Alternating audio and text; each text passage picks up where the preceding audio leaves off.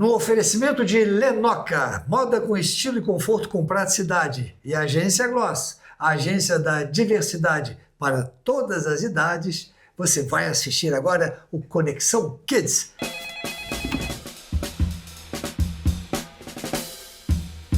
Hoje nós vamos conversar com o Dr. Marcelo Couceiro, advogado tributarista, e olha que ele tem altas dicas para dar para o imposto de renda que logo está rolando aí para todo mundo. Tudo bem, doutor Marcelo? Tudo bem, Charlie. Tudo bem, bacana. Um programa que a gente fala para os pais das crianças, mas que o imposto de renda tem maior importância nisso daí, não é? Com certeza. E esse é o momento, né? Tá, todos os pais, se não começaram, em breve começarão, que a gente tem um prazo de entrega de imposto de renda, abril e maio. Então, um tema oportuno para os pais e que tem conexão com os filhos, porque um dos pontos que talvez os pais não parem para pensar, e no mundo atual em que filhos se tornam cada vez mais independentes de uma maneira rápida, né?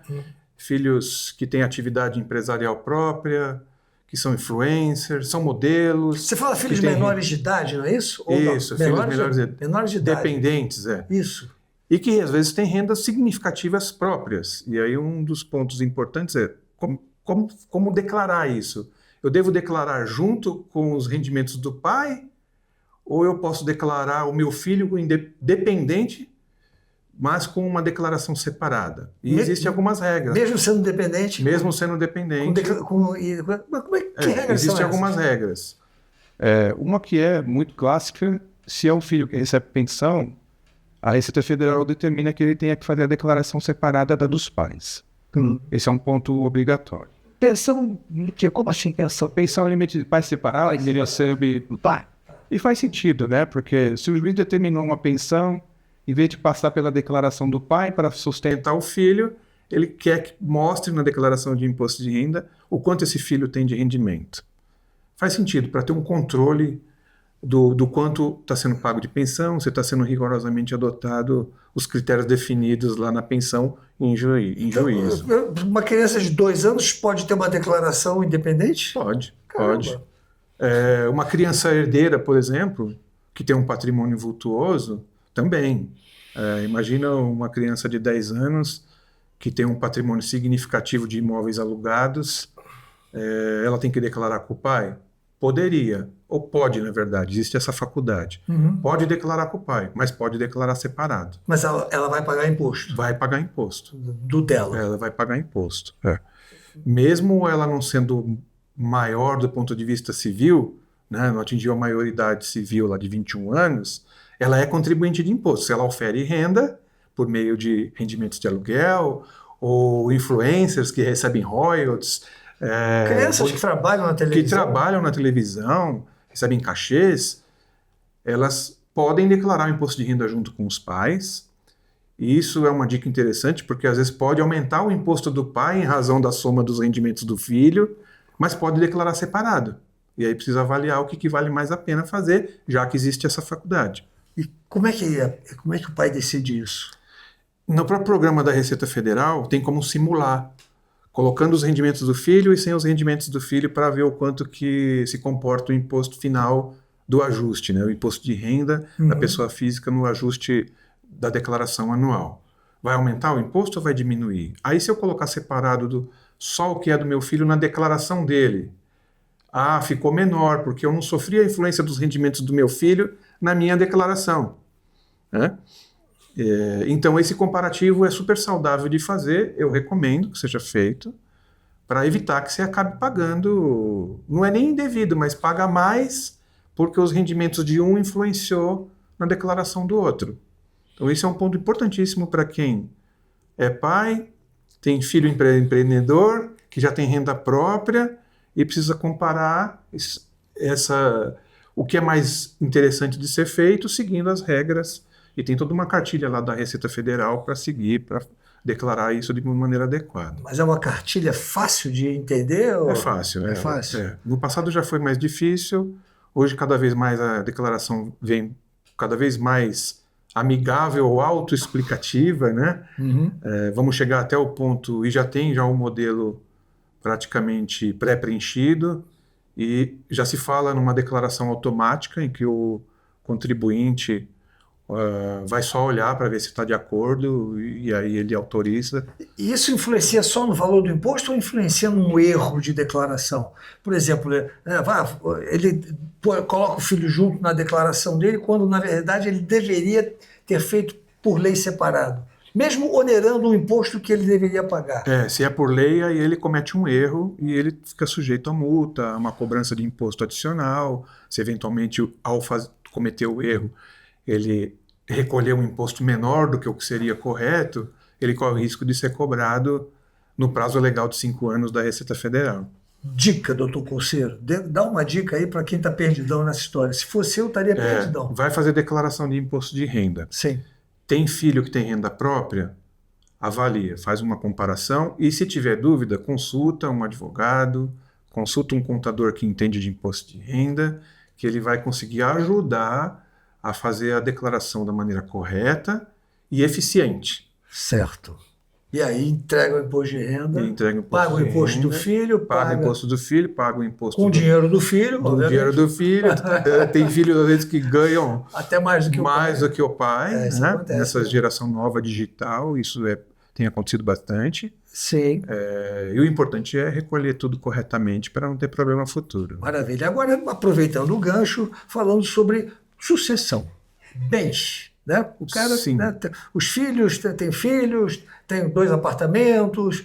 Como é que eu faço essa transferência de...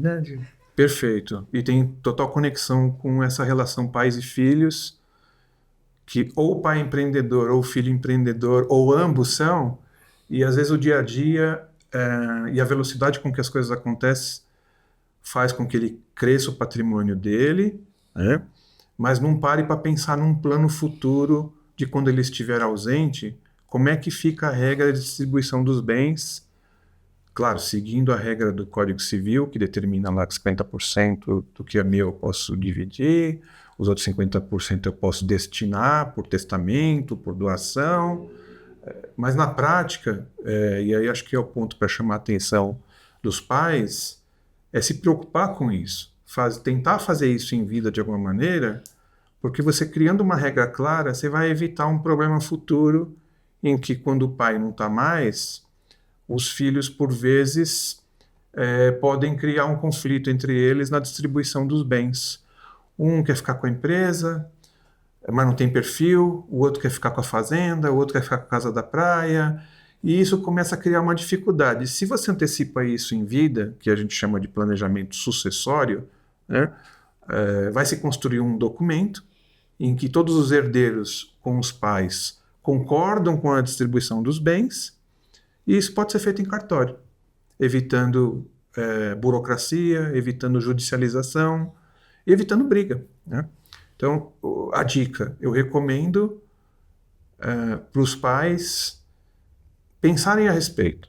Porque muita gente pensa assim, mas eu sou jovem, eu sou um jovem empresário com 35 anos, e eu tenho um cliente assim, mas já está milionário.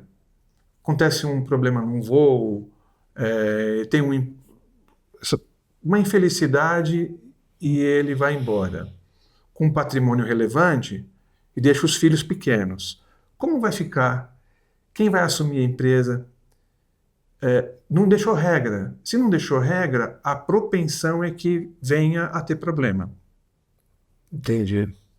E devem ter várias situações, né? Várias situações. O cara que foi embora, deixou os filhos pequenos, quer dizer, não tem nem filho, não tem ninguém nem para assumir a empresa, que já é um outro problema. Sim. Agora, o cara que só tem bens, né? O cara tem 3, 4 imóveis, uma loja que ele aluga, um Perfeito. Apartamento, como é que ele faz ali para deixar tudo organizadinho para os filhos e não ter aquele problema de inventário, né? De inventário. O inventário parece que é uma novela, né? Sim, sim. E o inventário a gente tem alguns caminhos.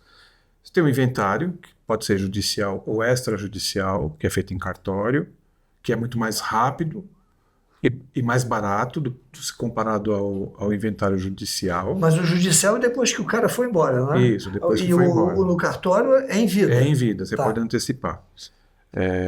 E aí tem todo um procedimento para fazer isso.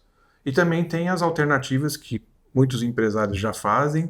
Está muito em moda nesse ano na conexão com a reforma tributária que vai aumentar imposto sobre transmissão, que são as chamadas holdings. Sim. Nada mais são do que empresas, né, um CNPJ constituído para administração de bens.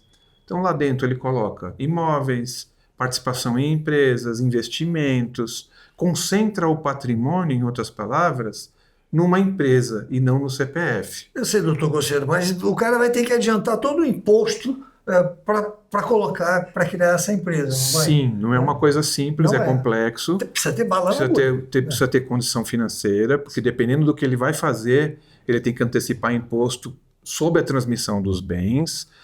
Tem bens que não pagam, tem muita discussão sobre o assunto, é polêmico, tem prefeituras que querem determinar que a base de cálculo do imposto é o valor de mercado, e aí os tribunais já se manifestaram várias vezes, não é o valor de mercado, é o valor de compra e venda que deve prevalecer. Mas existe muita discussão a respeito.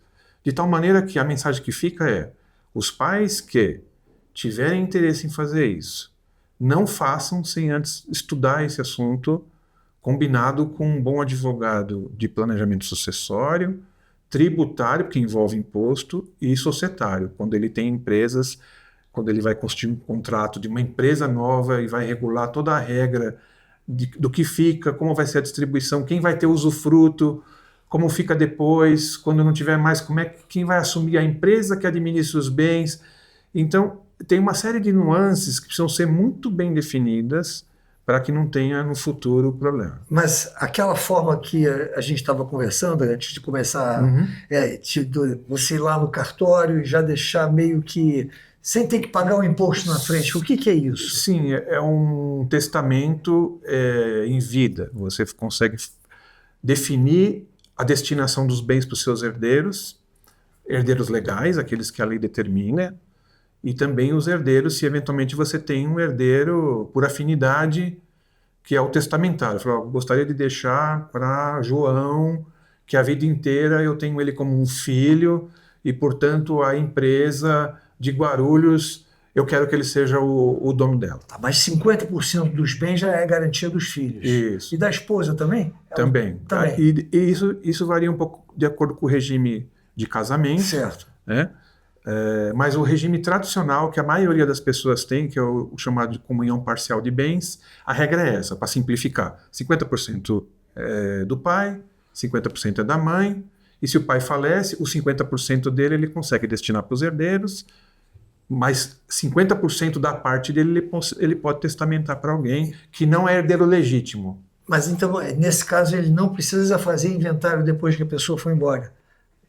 Ele pode fazer isso em vida no cartório, e aí na presença de um advogado. Então, depois que ele foi embora, a família não precisa abrir inventário judicial. Não. Isso já está... Já está documentado. Aí qual é o processo depois que isso acontece? Já está documentado, o cara foi embora. Está tudo documentado, selado. Isso é um documento que fica documentado, selado. Uhum. Normalmente, na prática, o advogado representa os interesses do pai que construiu o documento junto com ele, e o advogado fica incumbido na presença do agente de cartório em fazer a leitura do que ficou definido pelo pai na presença dos herdeiros. E aí transmite os bens de acordo com o que ficou definido. Mas aí vai se pagar os impostos. Aí paga os impostos, claro. Aí são os herdeiros que vão pagar os impostos. Isso, são os herdeiros que vão pagar. Porque o cara fazer o arrodo, ele tem que adiantar um dinheiro significativo. Sim, tem que antecipar. Boas dicas. Então, acho que assim, esse é o caminho talvez mais lógico. É caro fazer um negócio. Mais lógico e menos oneroso. Menos oneroso, né? Mais econômico até. Menos oneroso porque não é moroso como o judiciário. Uhum. Demora o inventário. Demora. E mais rápido e menos custoso, então mais econômico. É caro fazer porque o inventário em cartório você paga só taxas de cartório, né? Tá. E depois, quando for transmitir os bens, paga os impostos, mas pagaria em qualquer hipótese, né? E tem prazo depois que o cara foi embora, fez o testamento, leu o testamento, e aí eles não têm dinheiro para pagar os impostos para transferir os bens. O que acontece? É um problema. É problema? É problema. Eu já vi casos em que teve que vender um bem para poder pagar o imposto e apresentar o imposto pago em cartório para o cartório poder fazer a transferência dos imóveis. Então tem que ter dinheiro de qualquer maneira.